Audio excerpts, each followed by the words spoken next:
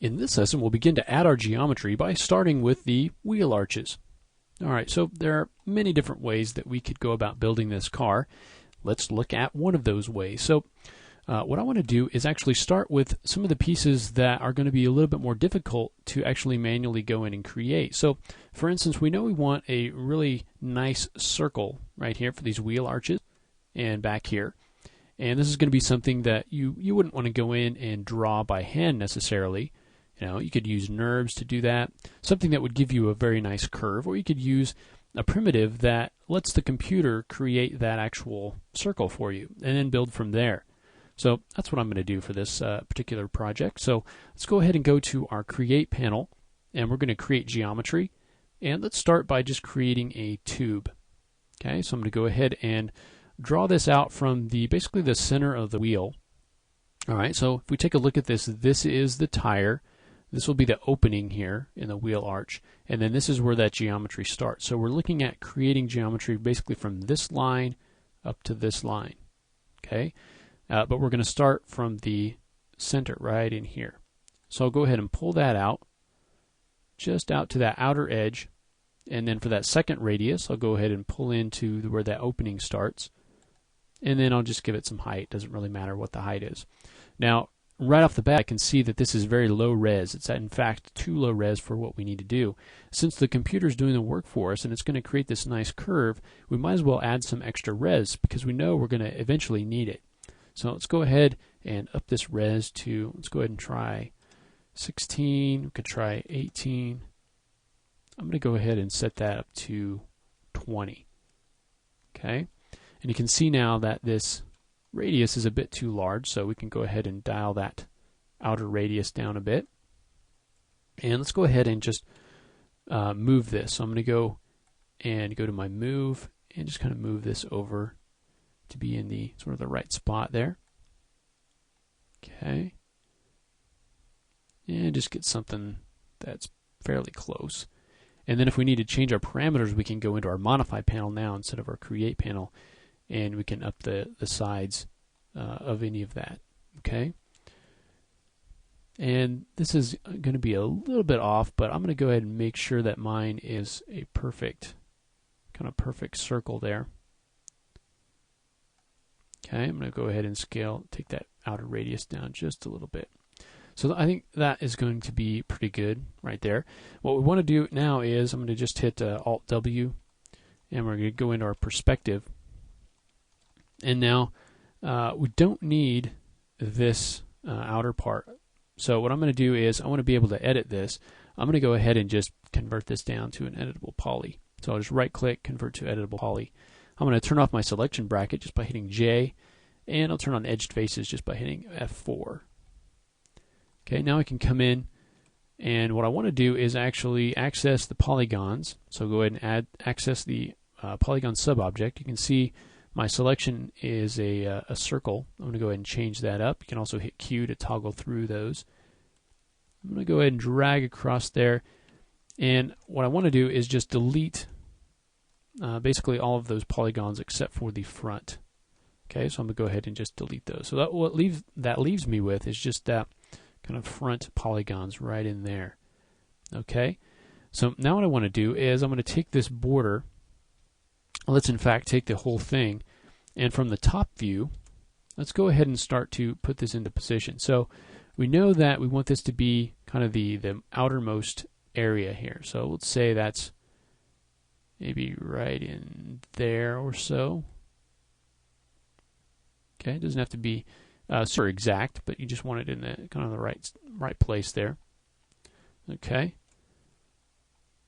All right, and then what we want to do is come in and say, well, this line is going to be the outermost part, and then this border needs to actually come in. So I'm going to go ahead and select the border subobject that selects that whole outer area there. And I'll go ahead and just kind of move this in. So something kind of like that. All right. Okay, so now the next thing I want to do is actually create this flat area right in here. So I'm going to select this border. Okay, and when you're duplicating edges and kind of extruding edges, you may it may be known as extrude. You may know it as extrude in another software package. In this case, all we want to do is actually just clone those edges, and that will give us the effect of extruding them. Okay. You could also do an extrude, but in this case, I'm going to go ahead and just get my scale. Okay, and I'm going to just hold down Shift, and now scale this down, and that'll give you the effect of kind of extruding those and creating a nice flat space right in here. All right. Okay, so the next thing that we want to do is kind of utilize this for the back end as well. So we've got the front side. So to copy this, we can do the same thing.